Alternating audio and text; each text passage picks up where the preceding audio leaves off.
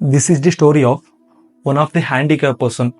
ಈ ಸ್ಟೋರಿ ಕೇಳಿದ್ಮೇಲೆ ನಾನು ಶ್ಯೂರಿಟಿ ಕೊಡ್ತೀನಿ, ಪ್ರತಿಯೊಬ್ಬರಿಗೂ ಜೀವನದಲ್ಲಿ ಏನೋ ಒಂದು ಮಾಡಬೇಕು ಅನ್ನೋ ಒಂದು ಛಲ ಅಂತೂ ಬಂದೇ ಬರುತ್ತೆ.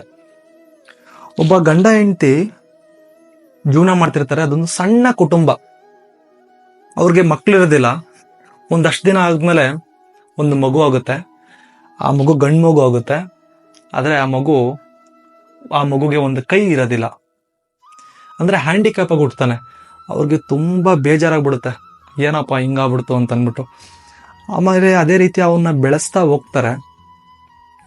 ಅಂದ್ರೆ ಆ ಹುಡುಗನ್ಗೆ ಯಾವುದೇ ಕಾರಣಕ್ಕೂ ನನಗೊಂದು ಕೈ ಇಲ್ಲ ಅನ್ನೋ ಒಂದು ಭಾವನೆನೇ ಬರಲ್ಲ. ಆ ರೀತಿ ಬೆಳೆಸ್ತಾರ ಅವನ್ನ. 10 ವರ್ಷ ಆಗುತ್ತೆ, 15 ವರ್ಷ ಆಗುತ್ತೆ. ಅವನು 8ನೇ ಕ್ಲಾಸ್ 9ನೇ ಕ್ಲಾಸ್ ಬರ್ತಾನೆ. ಒಂದಿನ ಅವರಪ್ಪನಿಗೆ ಬಿಸ್ನೆಸ್ ಅಲ್ಲಿ ತುಂಬಾ ಲಾಸ್ ಆಗಿರುತ್ತೆ. ಅಂದ್ರೆ ತುಂಬಾ ಟೆನ್ಷನ್ ಇರುತ್ತೆ. ಆಗ ಮನೆಗೆ ಬರ್ತಾರೆ.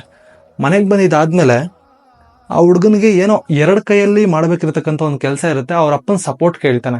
ಅಪ್ಪ ಇದೇನೋ ತಗೋಬಾ ಅಂತಾರ ಏನಾದ್ರು ಹೇಳಿದಾಗ ಅವರಪ್ಪ ತುಂಬಾ ಬೇಜಾರಿರ್ತಾರೆ. ಅಂದ್ರೆ ಆ ಮೂಡ್ ಅಪ್ಸೆಟ್ ಆಗ್ಬಿಡುತ್ತೆ. ಆ ಒಂದು ಸಿಚುವೇಶನ್ ಅಲ್ಲಿ ಅವ್ನಿಗೆ ಬೈದ್ ಬಿಡ್ತಾರೆ. ಏನೋ ಚಿಕ್ಕವಾಗಿಂದ ಇದಾಗ್ಬಿಡ್ತು, ನಿನ್ ಕೆಲಸ ನೀನ್ ಮಾಡ್ಕೊಳಕ್ ಆಗಲ್ವಾ, ಅದು ಇದು ಅಂತ ಬೈದ್ ಬಿಡ್ತಾರೆ. ಯಾಕೆ ಅಂತಂದ್ರೆ ಆ ಟೆನ್ಷನ್ ಅಲ್ಲಿ ಅವರು ಇದ್ರು ಆ ಒಂದು ಸಿಚುವೇಶನ್ ಅಲ್ಲಿ. ಸೊ ಆಗ ಅವ್ರ ಅಮ್ಮ ಬಂದ್ಬಿಟ್ಟು ಕನ್ವಿನ್ಸ್ ಮಾಡೋಣ ಅಂತ ಅಂದ್ಬಿಟ್ಟು ಆ ಹುಡುಗನ್ಗೆ ಕನ್ವಿನ್ಸ್ ಮಾಡೋದಕ್ಕೆ ಟ್ರೈ ಮಾಡ್ತಾರೆ.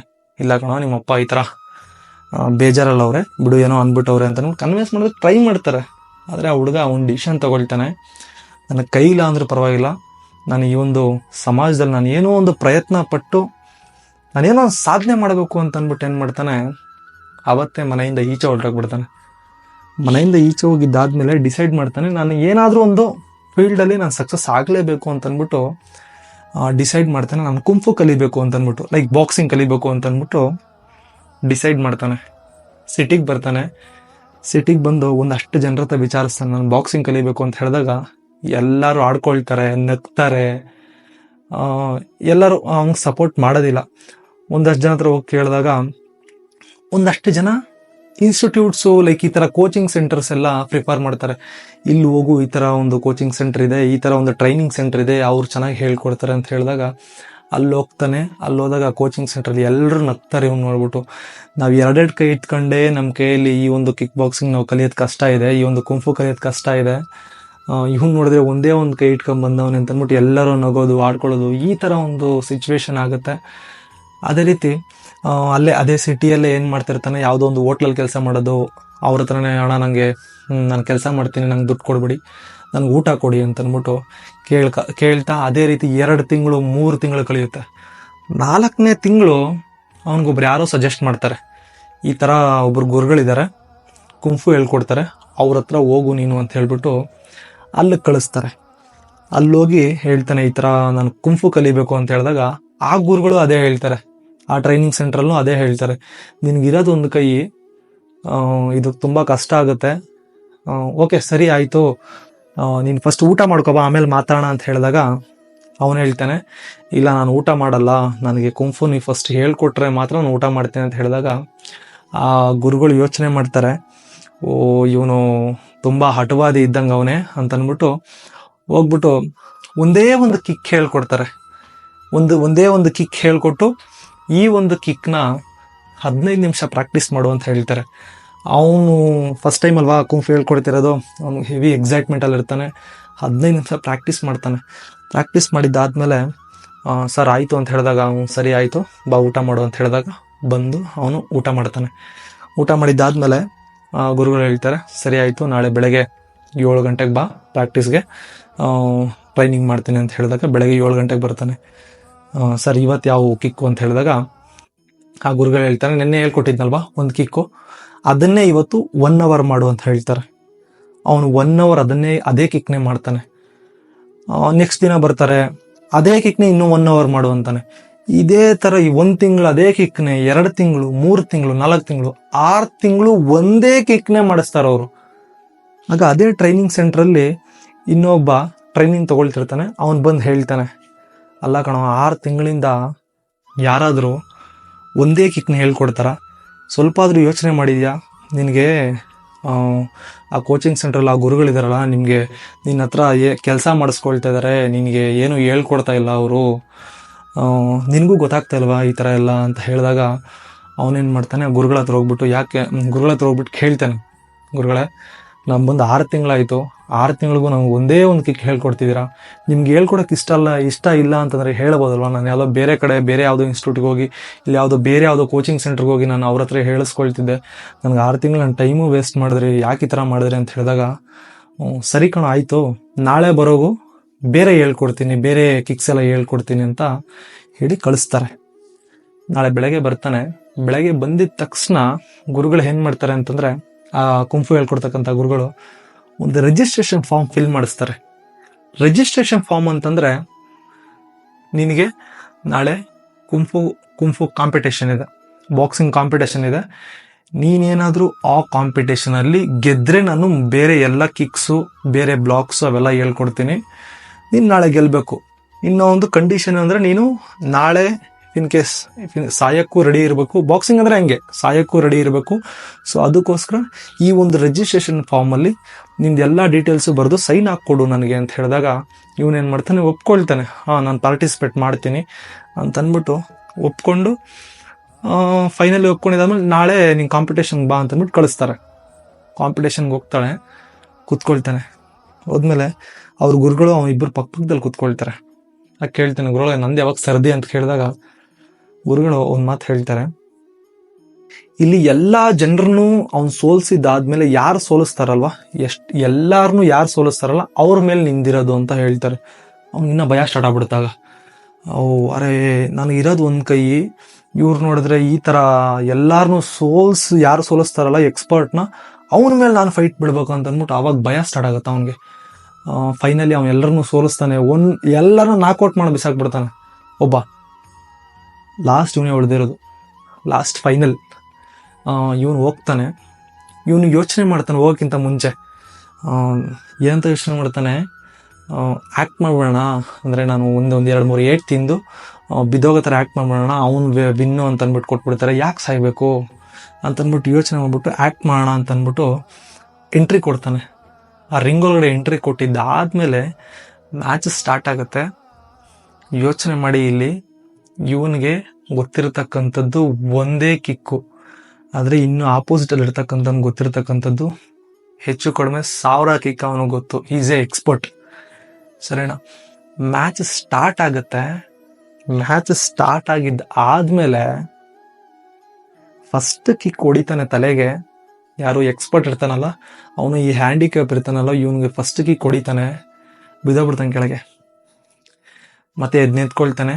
2ನೇ ಕಿಕ್ಕು ಕಣ್ಣು ಹೊಡಿತಾನೆ. ಈ ಹ್ಯಾಂಡಿಕ್ಯಾಪ್ ಅಂತ ಹೇಳಿದ್ನಲ್ಲ ಅವನಿಗೆ 2ನೇ ಕಿಕ್ ಕಣ್ಣು ಹೊಡಿತಾನೆ. ಆ ಎಕ್ಸ್ಪರ್ಟ್ ಇರೋನು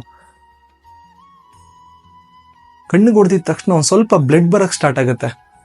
ಅದು ಎಲ್ಲಿತ್ತೋ ಇಲ್ಲೋ ಗೊತ್ತಿಲ್ಲ, ಈ ಹ್ಯಾಂಡಿಕ್ಯಾಪ್ ಪರ್ಸನ್ ಇದನ್ನಲ್ಲ, ಕೋಪ ಬ್ಲಡ್ ಬಂದಿದ್ದು ಹಿಂಗೆ ಅನ್ಕೊಳ್ತಾನೆ. ಬ್ಲಡ್ ಬಂದಿದ ತಕ್ಷಣ ಅದು ಎಲ್ಲಿತ್ತೋ ಇಲ್ಲೋ ಗೊತ್ತಿಲ್ಲ, ಕೋಪ ಒಂದೇ ಒಂದು ಮುಸ್ನಿ ಮಾಡಿ ಒಂದೇ ಕಿಕ್ಕು ಕೊಡೋದು. ಆ ಒಂದೇ ಕಿಕ್ಗೆ ಅವನು ಎಕ್ಸ್ಪರ್ಟ್ ಅಂತ ಏನಿದ್ನಲ್ಲ ಅವನು ಕೆಳಗಡೆ ಬಿದ್ದೋಗ್ತಾನೆ. ಅರ್ಧ ಗಂಟೆ ಮೇಲೆ ಎದ್ದೊಳಲ್ಲ ಅವನು. ಆಗ ಅಲ್ಲಿದ್ದಕ್ಕಂಥ ಆ ರೆಫ್ರಿ ಬಂದ್ಬಿಟ್ಟು ಇವನು ಎದ್ದೊಳ್ತಿಲ್ಲ ಅಂತಂದ್ಬಿಟ್ಟು ಲಾಸ್ಟ್ಗೆ ಏನು ಮಾಡ್ತಾರೆ, ಈ ಹ್ಯಾಂಡಿಕ್ಯಾಪ್ ಇರ್ತಾನಲ್ವಾ ಇವನಿಗೆ ವಿನ್ನರ್ ಅಂತ ಘೋಷಣೆ ಆಗುತ್ತೆ. ಆಮೇಲೆ ಬಂದ್ಬಿಟ್ಟು ಅಲ್ಲಿ ಕೋಚ್ ಬರ್ತಾನೆ. ಅದು ಇವ್ನಿಗೆ ಹೇಳ್ಕೊಟ್ಟಿರ್ತಕ್ಕಂಥ ಕ್ವಿಕ್ ಹೇಳ್ಕೊಟ್ಟಿರ್ತಾನಲ್ವಾ, ಗುರುಗಳು ಅಂತಲೇ ಹೇಳ್ತಿದ್ದೆ ಕೋಚು. ಅವರು ಬಂದ್ಬಿಟ್ಟು ಒಂದು ಮಾತು ಹೇಳ್ತಾರೆ. ಈ ಮಾತು ನಮಗೂ ಸೇರಿಸಿ ಆ ಕೋಚ್ ಬಂದ್ಬಿಟ್ಟು ಹೇಳ್ತಾರೆ, ಬ್ರೂಸ್ಲಿನೂ ಒಂದು ಮಾತು ಹೇಳಿದ್ರಂತೆ, 100 ಸ್ಕಿಲ್ಸು 100 ಕಿಕ್ಸ್ ಗೊತ್ತಿರೋಂಗೆ ನಾನು ಭಯ ಬೀಳ್ತಿರ್ಲಿಲ್ಲ, ಒಂದೇ ಕಿಕ್ನ 100,000 ಸತಿ ಪ್ರಾಕ್ಟೀಸ್ ಮಾಡ್ತಾನಲ್ಲ ಅವನು ನೋಡಿದ್ರೆ ಭಯ ನನಗೆ ಅಂತಂದ್ಬಿಟ್ಟು ಬ್ರೂಸ್ಲಿನೇ ಹೇಳಿದ್ರಂತೆ. ಸೊ ಆ ಒಂದು ಎಕ್ಸಾಂಪಲ್ ಆಗಿ ಇಟ್ಕೊಂಡು ಅವ್ನಿಗೆ ಹೇಳ್ತಾರೆ, ನೋಡು ನೀನು 6 ತಿಂಗಳು ಪ್ರಾಕ್ಟೀಸ್ ಮಾಡಿದ್ದು, 6 ತಿಂಗಳು ನೀನು ಒಂದೇ ಕಿಕ್ಕನ್ನು ಪ್ರಾಕ್ಟೀಸ್ ಮಾಡಿದೆ, ನಿನ್ನ ಸ್ಕಿಲ್ ಏನು ಅಂತಂದರೆ ನೀನು ಒಂದೇ ಕಿಕ್ಕಲ್ಲಿ ನೀನು ಹೆವಿ ಪವರ್ಫುಲ್, ನಿನ್ನ ಕಿಕ್ಗೆ ಯಾವನು ತಡ್ಕೊಬಾರ್ದು. ನಿನ್ನಲ್ಲಿ ನಿನ್ನ ಸ್ಟ್ರೆಂತ್ ಏನು ಅಂದರೆ ನಿನಗೆ ಒಂದೇ ಕಿಕ್ಕೆ ಗೊತ್ತಿರೋದು, ಬಟ್ ಆ ಕಿಕ್ಗೆ ಯಾವನು ತಡ್ಕೊಬಾರ್ದು. ನಿನ್ನ ಪರ್ಫೆಕ್ಟ್ ಅಂತಂದರೆ ನೀನು ಯಾವುದ್ರಲ್ಲಿ ಪರ್ಫೆಕ್ಟ್ ಆಗಿರ್ಬೋದು, ನಿನ್ನ ಕಿಕ್ಕಿಗೆ ಯಾವುದೇ ಕಾರಣಕ್ಕೂ ಬೇರೆ ಯಾರು ತಡ್ಕೊಬಾರ್ದು ಅಂತ ಹೇಳ್ಬಿಟ್ಟು ನಾನು 6 ತಿಂಗಳು ಮಾಡಿಸ್ದೆ ಅಂತಂದ್ಬಿಟ್ಟು ಆ ಗುರುಗಳು ಹೇಳ್ತಾರೆ. ಸೊ ಅದಕ್ಕೆ ನೀನು ಇವತ್ತು ಗೆದ್ದೆ ಅಂತಂದ್ಬಿಟ್ಟು ಆ ಗುರುಗಳು ಹೇಳ್ತಾರೆ. ಆದರೆ ಇಲ್ಲಿ ಈ ಕತೆ ಇಲ್ಲಿಗೆ ಮುಗೀತು. ನಾನು ಯಾವತ್ತೂ ಹೇಳ್ದಂಗೆ ಕತೆ ಇಲ್ಲಿ ಮುಗಿಲಿಲ್ಲ, ಕತೆ ಇಲ್ಲಿ ಸ್ಟಾರ್ಟ್ ಆಯಿತು. ನಿಮ್ಮ ಜೀವನಗಳಲ್ಲೂ ಅಷ್ಟೇ ನಾನು ಏನು ಹೇಳಕ್ಕೆ ಇಷ್ಟಪಡ್ತೀನಿ ಅಂತಂದರೆ, ಒಂದು 3 ತಿಂಗಳು ಒಂದು ಕೆಲಸ ಮಾಡ್ತೀರಾ, ಅದಾದಮೇಲೆ ಇನ್ನೂ ಒಂದು 3 ತಿಂಗಳು ಒಂದು ಕೆಲಸ ಮಾಡ್ತೀರಾ, ನೆಕ್ಸ್ಟ್ 6 ತಿಂಗಳು ಒಂದು ಕೆಲಸ ಮಾಡ್ತೀರಾ, ಅದರ ನೆಕ್ಸ್ಟ್ 6 ತಿಂಗಳು ಕೆಲಸ ಮಾಡ್ತೀರಾ. ಆ ಥರ ದಯವಿಟ್ಟು ಯಾರೂ ಮಾಡೋಕ್ಕೆ ಹೋಗ್ಬೇಡಿ. ನಿಮ್ಮ ಜೀವನದಲ್ಲಿ ನೀವು ಸಕ್ಸಸ್ ಆಗಬೇಕು ಅಂತಂದರೆ ಕಾನ್ಸಂಟ್ರೇಟ್ ಆನ್ ಒನ್ ಥಿಂಗ್. ಕೆಲವರೆಲ್ಲ ಹೇಳ್ತಿರ್ತಾರೆ, ನೀವೆಲ್ಲ ನೋಡ್ತಿರ್ತೀರಿ, ಪ್ರೈಮರಿ ಸ್ಕಿಲ್ಲು ಸೆಕೆಂಡ್ರಿ ಸ್ಕಿಲ್ಲು ಅಂತ. ನಾವೇನಾದರೂ ಈ ಒಂದು ಸೊಸೈಟಿಯಲ್ಲಿ ಸರ್ವೈವಲ್ ಆಗಬೇಕು ಅಂತಂದರೆ ಅಟ್ಲೀಸ್ಟ್ ನಾವು ಒಂದರಲ್ಲಿ ಪರ್ಫೆಕ್ಟ್ ಆಗಿರಬೇಕು. ಕೆಲವೆಲ್ಲ ಹೇಳ್ತಾರೆ, ನನಗೆ ಕ್ರಿಕೆಟು ಗೊತ್ತು, ಫುಟ್ಬಾಲು ಗೊತ್ತು, ಟೆನ್ನಿಸು ಗೊತ್ತು, ಇನ್ನೊಂದು ಗೊತ್ತು, ವಾಲಿಬಾಲ್ ಗೊತ್ತು. You should be perfect in one game. ಎಲ್ಲ ಗೊತ್ತಿದ್ದು ನಿನ್ಗೇನು ಯೂಸ್ ಇಲ್ಲ, ಒಂದು ಗೊತ್ತಿರಲಿ ಸಾಕು. ಆ ಒಂದರಲ್ಲಿ ನಿನ್ಗೆ ಗೆಲ್ಲಕ್ಕಾಗತ್ತಾ? That is more than enough. ನನಗೆ 26 ಗೇಮ್ ಗೊತ್ತಿರಬೇಕು ಅಂತ ಏನೂ ಇಲ್ಲ, ನಮ್ಗೆ 26 ಸ್ಕಿಲ್ಸ್ ಗೊತ್ತಿರಬೇಕು ಅಂತೇನಿಲ್ಲ, 26 ಕೆಲಸ ನಮಗೆ ಕಲ್ತಿರ್ಬೇಕು ಅಂತೇನಿಲ್ಲ. ಒಂದೇ ಕೆಲಸ ಪರ್ಫೆಕ್ಟ್ ಆಗಿ ಮಾಡಿದ್ರೆ ಸಾಕು ನೀವು ಜೀವನದಲ್ಲಿ ಗೆಲ್ಲಬೇಕು ಅಂತಂದ್ರೆ. ನೀವು ಡಿಸೈಡ್ ಮಾಡಿ. ಈ ಕೆಲವರೆಲ್ಲ ನೋಡ್ತಿರ್ತಾರೆ, ನಾನು ಎಜುಕೇಶನ್ ಮಾಡಿಕೊಂಡು ನಾನು ಜಾಬ್ ಮಾಡ್ತೀನಿ ಅಂತ. ನಾನು ಹೇಳ್ತೀನಿ ಕೇಳಿ, ಎಜುಕೇಷನ್ ಮಾಡಿಕೊಂಡು ನಾನು ಜಾಬ್ ಮಾಡ್ತೀನಿ, ಇಲ್ಲ ಜಾಬ್ ಮಾಡ್ಕೊಂಡು ನಾನು ಎಜುಕೇಷನ್ ಮಾಡ್ತೀನಿ, ಇಂಥವ್ರು ಜೀವನದಲ್ಲಿ 100ಕ್ಕೆ ಒಬ್ಬ ಇಲ್ಲ 2 ಮಾತ್ರ ಸಕ್ಸಸ್ ಆಗಿರ್ತಾರೆ. ದಯವಿಟ್ಟು ಆ ಥರ ಮಾಡೋಕ್ಕೆ ಹೋಗ್ಬೇಡಿ. ನೀವು ಓದೋ ಟೈಮ್ ಇದು, ಓದಿ, ಆರಾಮಾಗಿ ಓದಿ. ಓದೋಕ್ಕೆ ಅಂತಲೇ ಒಂದಷ್ಟು ಟೈಮ್ ಕೊಡಿ. ನಾನು ಎಜುಕೇಷನ್ ಮಾಡಿಕೊಂಡು ಕೆಲಸ ಮಾಡ್ತೀನಿ, ನೋ, ದಯವಿಟ್ಟು ಯಾರು ಆ ಥರ ಮಾಡೋಕ್ಕೆ ಹೋಗ್ಬಿಡಿ. ಮತ್ತು ಇನ್ನೊಂದು, ಇವತ್ತು ಈ ತಿಂಗಳು ಈ ಕೆಲಸ ಮಾಡ್ತೀನಿ, ಇನ್ನೊಂದು ತಿಂಗಳು ಈ ಕೆಲಸ, ಒಂದರಲ್ಲಿ ನಿಮ್ಗೆ ಕನ್ಸಿಸ್ಟೆನ್ಸಿ ಇಲ್ಲ ಅಂತಂದಮೇಲೆ ನೀವು ಯಾವುದೇ ಕಾರಣಕ್ಕೂ ನೀವು ಅಚೀವ್ ಮಾಡೋದಕ್ಕೆ ಸಾಧ್ಯನೇ ಇಲ್ಲ. ಈಗ ಸಿಂಪಲಾಗಿ ನಾನೊಂದು ವಿಚಾರ ಹೇಳ್ತೀನಿ. ನನ್ನ IT ಸ್ಕಿಲ್ಸು, ಈಗ ನನ್ನ ಪ್ರೊಫೆಷನ್ ಬಂದ್ಬಿಟ್ಟು ನಾನು ಒಬ್ಬ ಸಾಫ್ಟ್ವೇರ್ ಇಂಜಿನಿಯರ್ ನಾನು ಕೆಲಸ ಮಾಡ್ತಿದ್ದೀನಿ. ಸೊ ನಾನು ಪ್ರತಿಯೊಬ್ಬರಲ್ಲೂ ಕೇಳ್ಕೊಳ್ಳೋದೊಂದೇ, ನನಗೆ ಅವಾಗ ಹೇಳ್ತಿರ್ತಾರೆ, ಅಣ್ಣ ನನಗೆ ರೆಫರ್ ಮಾಡೋಣ, ಅಣ್ಣ ನನಗೂ ರೆಫರ್ ಮಾಡಿ, ನನಗೆ ಕೆಲಸ ನೋಡಿ, ಅದು ಇದು ಅಂತ. ಫ್ರೆಶರ್ಸ್ ಅವರೆಲ್ಲ ಹೇಳ್ತಿರ್ತಾರೆ. ನನಗೆ ಒಂದಷ್ಟು ಜನರಿಗೆ ನಾನು ರೆಫರ್ ಮಾಡಿದ್ದೀನಿ, ಇಂಟರ್ವ್ಯೂ ಸ್ಕೆಡ್ಯೂಲ್ ಆಗಿದೆ. ಸ್ಕೆಡ್ಯೂಲ್ ಆದಮೇಲೆ ಅವ್ರು ಇಂಟರ್ವ್ಯೂನೇ ಕ್ಲಿಯರ್ ಮಾಡ್ತಿಲ್ಲ ಫಸ್ಟ್ ಆಫ್ ಆಲ್. ಸೊ ನಾನು ಎಲ್ಲರೂ ಕೇಳ್ಕೊಳ್ಳೋದೇನು ಅಂತಂದರೆ, ಅವರೆಲ್ಲ ರೆಸ್ಯೂಮ್ಗಳಲ್ಲಿ ಏನೇನು ಮೆನ್ಷನ್ ಮಾಡಿದ್ದಾರೆ ಅಂತಂದರೆ, he knows Java, he knows Python, he knows JavaScript, he knows C#. But if in case ಏನಾದರೂ ಇಂಟರ್ವ್ಯೂಸಲ್ಲಿ ಕ್ವಶನ್ಸ್ ಕೇಳಿದ್ರೆ he couldn't able to answer. ಯಾವುದಾದ್ರೂ ಒಂದರಲ್ಲಿ ಪರ್ಫೆಕ್ಟ್. ಇವಾಗ ಜಾವಾ ಗೊತ್ತಾ? Java is more than enough to get a job. Python ಗೊತ್ತಾ? Python ಸಾಕು ನಮ್ಗೆ.